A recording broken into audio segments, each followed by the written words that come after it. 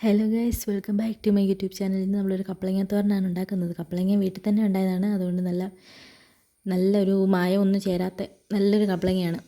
ചെറുതായി അരിഞ്ഞ് വെക്കുക. അതിനുശേഷം നമുക്കൊരു അരപ്പുണ്ടാക്കുന്നതിന് തേങ്ങ, സവോള, കറിവേപ്പില ഇത്രയും സാധനങ്ങൾ, കുറച്ച് മഞ്ഞൾപ്പൊടി ഇട്ടിട്ട് കാന്താരിമുളകും ഇട്ട് നമുക്കൊന്ന് അരച്ചെടുക്കാം. ചെറുതായിട്ടൊന്ന് ഒതുക്കിയെടുത്താൽ മതി. പിന്നെ നമ്മളൊന്ന് ഉള്ളി മൂപ്പിക്കാൻ വേണ്ടി സവോള അരിഞ്ഞെടുക്കുന്നുണ്ട്. ഒരു ചട്ടി വെക്കുക, അതിലേക്ക് എണ്ണ ഒഴിച്ച് കടുക് പൊട്ടിച്ച് സവോള കറിവേപ്പില ഇട്ടിട്ട് ഒന്ന് മൂപ്പിച്ചെടുക്കുക.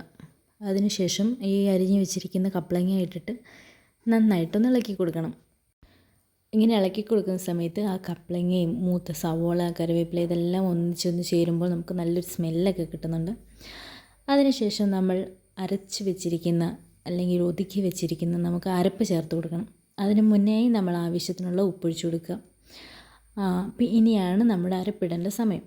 അരപ്പൊക്കെ നന്നായിട്ടൊന്ന് തട്ടിക്കൊടുത്തതിന് ശേഷം നമുക്കതിലേക്ക് കുറച്ച് ചൂടുവെള്ളം, ഇളം ചൂടുവെള്ളം ആണെങ്കിൽ നല്ല ചൂടാണെങ്കിലും കുഴപ്പമില്ല, അതൊന്ന് ഒഴിച്ചിട്ട് ആ അരപ്പിനെ ഒന്ന് സെറ്റാക്കാം.